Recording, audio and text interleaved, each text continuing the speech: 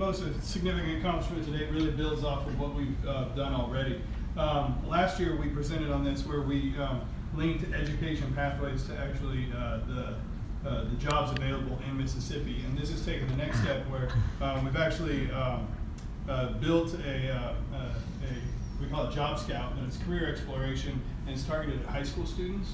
And it has elements of gamification that's built into it, where the students can go in and they can they select an avatar, and we brought like 10 of these devices. So I really want to encourage you to seek out Gabe and Katie and actually play with it. I was hoping that we'd have time that we could all work through it. But it breaks it down. You identify a cluster, and then within an interest inventory, it identifies careers within that. And then that information is actually linked. We've developed we're in development of a school-facing website where that will allow a guidance counselor to actually make that link to say, okay, these are the pathways for that job. So the kid can explore the careers, and then it'll link them to a training opportunity and a career within the state.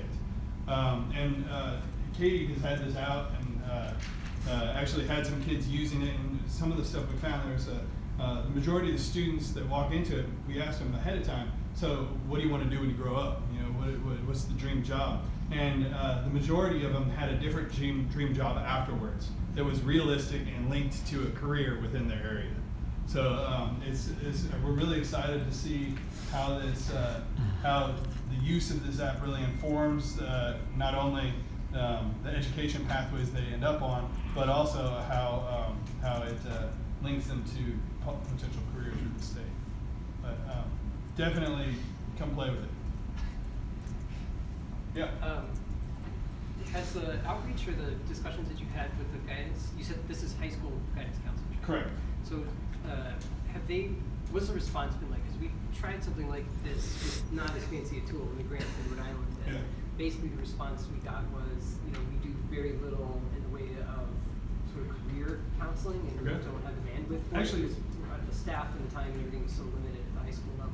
Well, we actually, well, first off, on our technical management committee, we have representatives from Mississippi Department of Ed.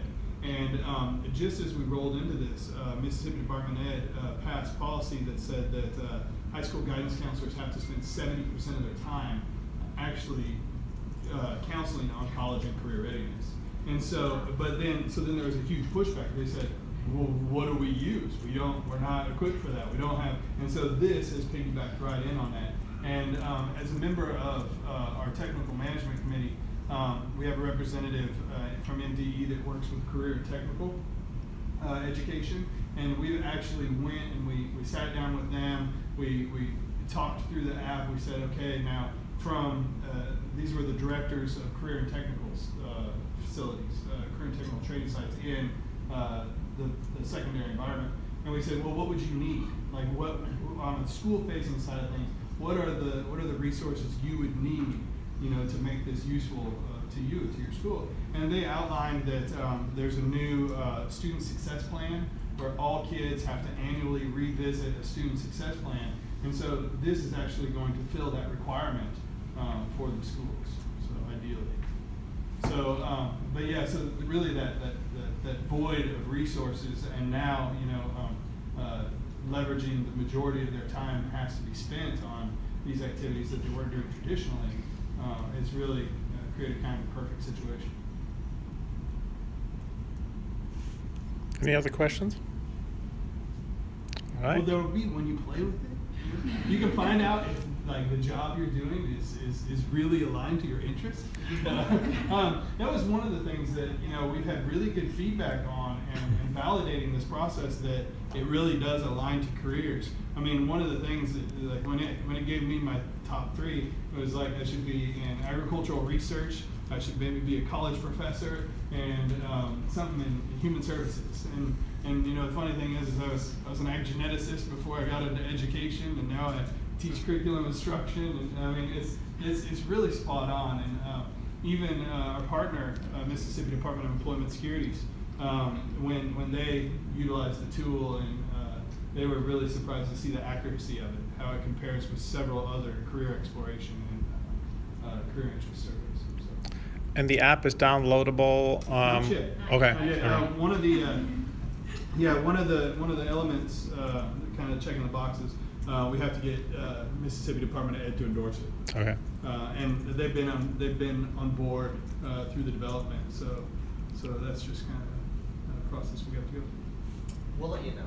Ryan, All right. you have a big team, so why don't we Yeah. add a fourth table for table talk and that way your team can still, rotate. Oh, that'd be great. And then, how about we do that? Okay. Yep.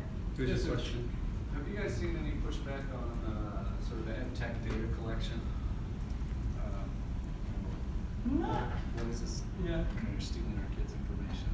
No, not necessarily, but we're from I mean, the culture of data in our state, a lot thanks to MEMO, is people understand the power of it. They understand the usefulness of it, and when we really when we present this tool and we talk about this tool, it's really about an efficiency of in the literature around career exploration, there's this idea of a realistic career. And just helping shape kids' perception of what those realistic careers are has really been welcome. And so even just the idea of including some pre-questions about what do you want to do before they start the career exploration, have their little avatar ask them some pre-questions about what they think they want to do, and then I mean it's still people are very welcome to that idea. Let me ask you, I think you raised a very good point. This is done under two frameworks. One is the WA, which really provided the emphasis on the site.